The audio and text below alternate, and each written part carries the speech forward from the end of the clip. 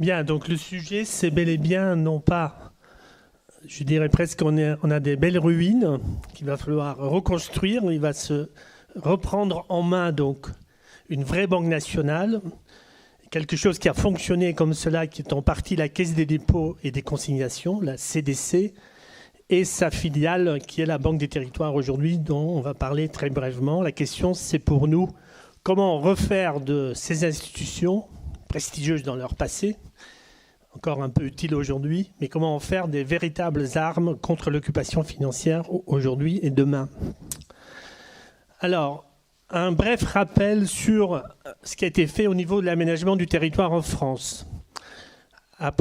Juste dans l'après-guerre, il y a un triple constat de ce qu'on appelle aujourd'hui la fracture territoriale, c'est-à-dire le déséquilibre qui provoque un traitement inégal devant la loi, devant l'État et devant l'effort collectif de bâtir la nation selon les territoires. D'abord, la prépondérance donc, de l'Île-de-France, ensuite une France coupée en deux, et ensuite la fameuse diagonale du vide. J'ai mis là 1, 2, 3, je vais développer maintenant. Donc vous le voyez, donc, si vous prenez le PIB par région, dans l'image donc à gauche, vous voyez que la région parisienne, je crois que c'est 22% de tous les emplois maintenant en France. Si vous rajoutez les 12 agglomérations, ça fait 24% en plus. Donc l'Île-de-France plus les 12 grandes métropoles et grandes agglomérations, ça fait quasiment 50% du PIB français. Alors, donc c'est extrêmement trompeur parce que ça donne l'impression qu'on est extrêmement productif à Paris et qu'on est totalement feignant et arriéré hors de ces zones. Donc les graphiques de droite, vous voyez donc entre 1800 et 2010, donc le développement massif de la population en Île-de-France. Rien que ça, on pourrait faire une conférence sur les différentes phases, sur Haussmann. Ce qui est important, c'est que beaucoup a été fait, y compris avant Haussmann, y compris avant les chemins de fer. Déjà, Paris est devenu une ville extrêmement... et l'Île-de-France très peuplée. Donc, deuxième constat, donc en 1947, une France coupée en deux, entre ce qui était donc ça, c'est entre 1954 et 62, l'évolution, donc la croissance des emplois dans l'industrie. Et là, vous voyez évidemment dans le nord, dans tout le bassin, où il y avait encore la sidérurgie, le charbon, le textile. Donc une croissance de l'emploi industriel dans la reconstruction. Et dans le nord et dans l'est et le sud-est, et donc à l'ouest et en dessous l'autre partie, donc à forte prédominance agricole. Ça, c'est en 1947. Donc, autant que le premier constat sur la prépondérance de Paris, c'est toujours le cas. C'est-à-dire que depuis 1947, on a toujours le problème, n'est toujours pas résolu. Autant que le deuxième constat, donc France coupée en deux, aujourd'hui, ça a complètement changé. C'est-à-dire qu'aujourd'hui, cette France en deux, donc vous voyez la carte à gauche, avec les points bleus, vous avez des villes qui sont en déficit démographique, c'est-à-dire où la population a diminué. Les villes rouges, c'est des villes et des régions où les populations ont augmenté. Donc tout le vieux bassin industriel du nord et de l'est de la France a complètement reculé au niveau démographique. Et donc tout ce qui est le sud, en fait, a massivement, a proportionnellement augmenté pour des bonnes et des mauvaises raisons. D'abord parce qu'il y a beaucoup de gens qui ont vieilli, qui sont partis, qui vont s'installer donc sur l'Atlantique et sur la Méditerranée, donc ça crée un afflux de population. Mais ce n'est pas forcément des gens qui viennent là pour travailler et créer de la richesse. C'est des gens qui viennent pour d'autres raisons. Mais de l'autre côté, il y a eu tout un axe entre Bordeaux, Toulouse, et même entre Toulouse, Clermont-Ferrand jusqu'à Lyon.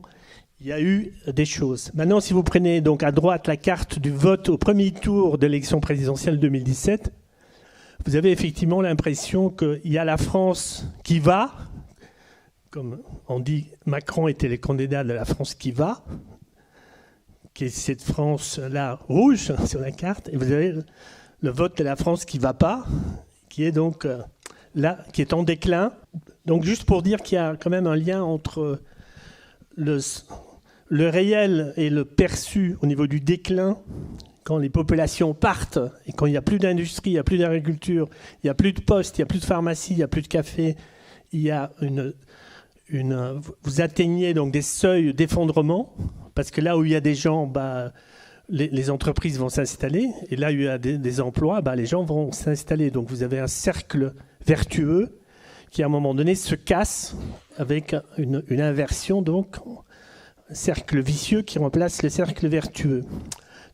Donc cette séparation est toujours là, d'un déséquilibre. Et ensuite, donc, le troisième constat déjà fait donc, à l'époque de 1947, la fameuse diagonale du vide, en gros entre les Ardennes et les Pyrénées ou Perpignan, ce qu'on appelle la région des faibles densités, où la population a moins de 30 habitants au kilomètre carré, parce que les populations qui étaient surtout là ont été généralement absorbées par les agglomérations qui sont hors de cette diagonale dite du vide. Donc, par rapport à ça, pourquoi il faut s'en occuper? C'est que si l'État ne s'occupe pas de l'aménagement du territoire, ce n'est pas le privé qui va le faire. Prenez le cas de l'implantation d'IKEA en France. Donc, avant 1990, région parisienne, Lille, Lyon et Marseille. Avant 90. De 90 et 99, on rajoute quand même Brest, Rennes, Nantes, Tours, Dijon... Rouen, etc. Mais ça, c'est à partir de 90. Ah non, non, je me trompe. De 90 et 99, il y a seulement Toulouse, Bordeaux et Strasbourg. Donc ils vont là parce qu'ils ont fait des études de marché. Donc là où il y a des populations, il y a un marché potentiel. S'il n'y a pas de population, on ne va pas s'installer parce que ce n'est pas rentable. Donc ça, c'est l'aménagement, comment l'aménagement du privé se fait. Donc il y a eu un grand effort, donc surtout à partir de... En fait, ce qu'il faut voir, c'est que l'aménagement du territoire en France, c'est né avec la reconstruction. Par exemple, encore en 1955, on construisait 20 000 logements sociaux par mois en France. Donc quand vous êtes dans ça, évidemment, vous ne pouvez pas tous les construire au même endroit. Il faut bien prévoir et réfléchir où est-ce qu'on oriente cette activité. Donc en 1960, donc, ça c'est un peu les dates et les institutions principales. Le comité interministériel d'aménagement du territoire, attaché au Premier ministre, qui va créer donc à son service la fameuse DATAR, la délégation d'action territoriale et d'action régionale, dont je vais parler plus en détail. Ensuite, il y a donc la DATAR va immédiatement identifier le besoin de créer des métropoles d'équilibre pour essayer de désengorger donc la hyperconcentration sur Paris. En 72, elle lance les villes nouvelles. Et en fait, après, c'est surtout l'Europe, notamment parce qu'on a agrandi l'Europe, donc il faut essayer d'harmoniser le développement européen par les fonds FEDER. Et en 82, donc les lois de décentralisation qui vont faire en sorte que de plus en plus, on va mettre en premier rang les régions, les départements et les communes comme les aménageurs du territoire et non plus l'État. Donc là, c'est une carte des métropoles d'équilibre. Ça peut être 3 villes, comme Lyon, Grenoble, Saint-Étienne. C'était vu comme une métropole d'équilibre. Il y en a d'autres. Les villes nouvelles... Ça a moitié réussi et ça a moitié échoué, notamment parce qu'on n'a jamais fait, par exemple, la liaison arrêt au train entre Paris et Cergy-Pontoise, qui aurait mis Cergy-Pontoise à 10 minutes de Paris, alors qu'aujourd'hui il y en a 1 heure. À la place de l'arrêt au train, on a fait le RER, qui fait qu'on est à 1 heure, qui fait que beaucoup de villes nouvelles sont devenues des villes dortoirs, faute d'investissement. On n'a pas été jusqu'au bout de faire les investissements, ce qu'il faut en transport rapide, pour les intégrer réellement. Ensuite, donc, et là, c'est vraiment le cœur du sujet, c'est que la DATAR, avec le plan et avec une banque nationale et avec des comptes spéciaux donc au Trésor, d'un côté, la DATAR était en situation de pouvoir choisir les implantations des infrastructures Par exemple, on a construit Fos-sur-Mer, on a construit le port de Dunkerque, toute la zone, la sidérurgie Usinor de Dunkerque. Ça a été les grands projets d'aménagement pour créer des pôles de croissance économique permettant d'aménager à mieux les activités sur le territoire. Et surtout, donc, la DATAR disposait donc des comptes spéciaux donc, qui profitaient donc, des avances de la Banque de France au Trésor, en particulier le Fonds d'intervention et d'aménagement du territoire, et notamment, par exemple, la voie d'essai de Jean Bertin pour l'arrêt au train à Orléans. Elle a été construite avec des fonds donc, Fiat, du Fonds d'intervention et d'aménagement du territoire. Ce n'est pas le ministère du Transport qui a financé ça, parce qu'il y avait une vraie volonté d'investir dans les technologies du futur pour mieux encore aménager le territoire. Donc ça a marché. Depuis lors, donc, au nom de la concurrence libre et non faussée, on exige aujourd'hui que l'État renonce à sa mission d'État stratège. Donc il n'y a plus de top-down, c'est plus d'en haut. Et régions, départements et communes, ils ont, avec les moyens du bord, je dirais, tenté de prendre le relais, bien qu'ils sont aujourd'hui menacés par les traités de libre-échange qui pourront poursuivre devant des tribunaux d'arbitrage les communes et collectivités territoriales pour ne pas respecter les traités de libre-échange. C'est la menace qui nous pèse Alors, malgré tout, la France a survécu. On a fait des pôles de compétitivité qui sont devenus même des vallées,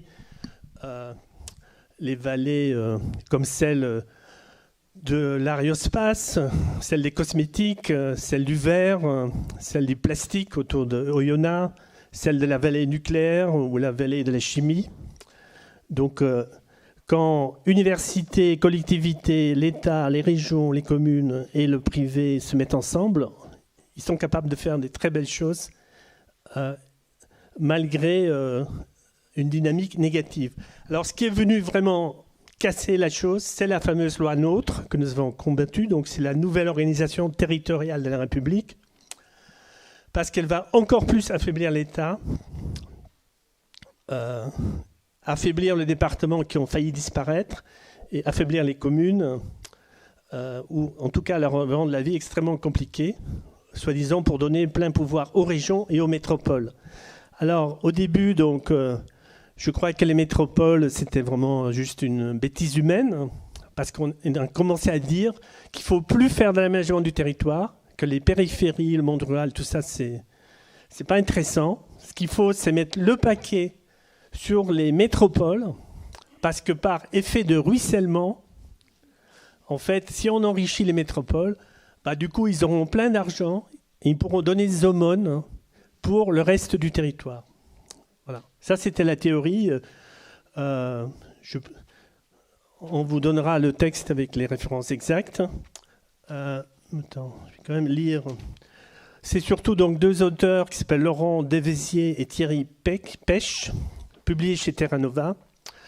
Donc, il dit contrairement au modèle productif qui avait prévalu jusqu'aux années 80, la nouvelle économie de l'information vient chercher l'essentiel de ses ressources dans quelques grandes aires urbaines et à l'intérieur même de ces grandes aires, dans quelques communes, contribuant ainsi à l'accélération de la métropolisation de notre économie. Il faut concentrer les moyens de production en un petit nombre de lieux, puis distribuer les fruits de la croissance à travers le territoire. Bon, ça a été un échec total. Donc, l'erreur, la méthodologie est complètement erronée parce qu'elle se base sur ce qu'on appelle le PIB régional. Déjà, le produit intérieur brut pour une nation, c'est complètement erroné parce qu'on additionne des plus-values d'activités diverses sans vraiment voir le contenu de cette activité.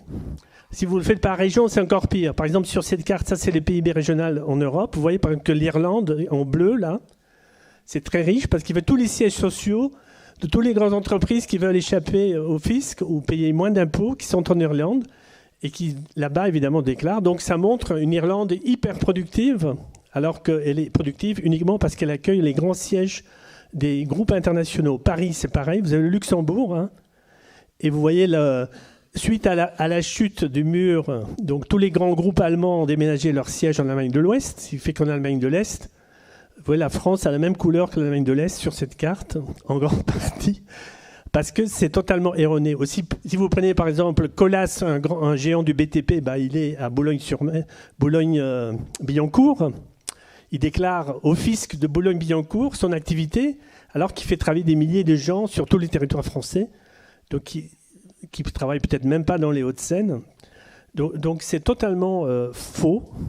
Le résultat, c'est les Gilets jaunes, c'est-à-dire on a créé une France archipel avec une fracture territoriale où vous avez toujours la diagonale du vide, vous avez des métropoles qui vont encore... On a fait l'aménagement du territoire à l'envers, c'est-à-dire qu'on a reconcentré massivement sur les métropoles au détriment du reste qui a été largué. Alors, Le Monde, vous voyez la carte à droite, Le Monde vient de publier une carte sur la France qui est en bonne santé. Alors, c'est très intéressant parce que vous avez plein de régions, par exemple comme la Vendée, où il n'y a pas de métropole, mais qui va très bien.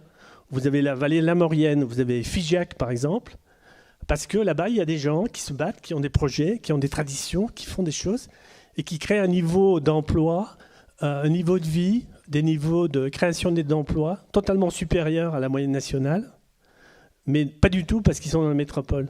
Voilà. En plus, les métropoles comme Strasbourg et Lille qui ont gagné, en fait, ils ont été incapables d'irriguer le développement autour de la métropole. Donc c'est double échec, triple échec. Et maintenant, donc, j'ai vu là hier, Édouard Philippe a annoncé que dans le Nord-Pas-de-Calais, il fallait recréer du lien social. Donc la base de l'aménagement territoire, ça va être la réouverture des petits bistrots. Parce qu'il faut recréer du lien social, vous voyez. Donc, à part ces fous idéologiques, vous avez donc cette manie de l'administratif à tout prix, qu'on veut faire une loi pour corriger toutes les lois et pour simplifier toutes les lois, on fait des nouvelles lois, qui font que... Parce qu'on ne comprend pas, en fait, le vrai processus de développement. Alors, ce qui a résisté un peu, c'est la Caisse des dépôts et des consignations, qui a été créée en 1816 contre Napoléon, qui voulait mettre la main sur tous les dépôts des Français. On a créé une banque. Déjà, Napoléon contrôlait avec ses alliés donc la Banque de France. Donc le Parlement a créé une autre banque qui s'appelait la Caisse des dépôts et des consignations, qui n'est pas sous le contrôle du gouvernement, mais sous le contrôle des élus. Elle gère aujourd'hui 167 milliards d'euros. Il n'y a pas d'actionnaires qui peuvent faire valoir leur dictat. Elle peut agir pour l'intérêt public à long terme. Il y a des équivalents dans d'autres pays. Aujourd'hui, c'est éclaté en 1000 morceaux, un peu par thème et par sujet. Elle est aujourd'hui en voie de déconstruction par la loi Pacte, qui est une loi qui veut que la Caisse des dépôts doit s'aligner sur les critères commerciaux des banques soi-disant normales. Alors, c'est totalement impossible, parce que c'est une banque qui doit agir à long terme pour l'intérêt général, ce qui est le contraire d'une banque commerciale. Et ces comptes ont presque été mis sous la tutelle de la Banque centrale européenne. Ça n'a pas été fait, il y a eu une opposition, mais elles seront quand même contrôlées par l'autorité de contrôle prudentiel et de résolution. Donc, pour conclure, cette Caisse des dépôts a créé une banque des territoires à partir de CDC Habitat, qui dépense 20 milliards par an pour essayer de retaper les centres-villes, pour accompagner une réindustrialisation qui est surtout emballée dans beaucoup de verre et de transition écologique. On ne fait plus d'aménagement, mais si vous ne faites pas la transition énergétique, on ne vous donne rien, quoi.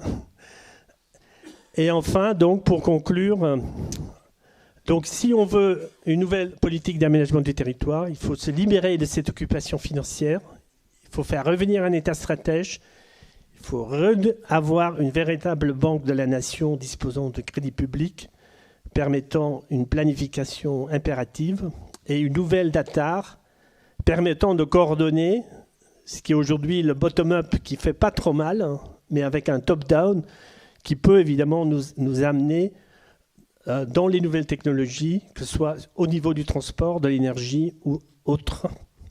Merci.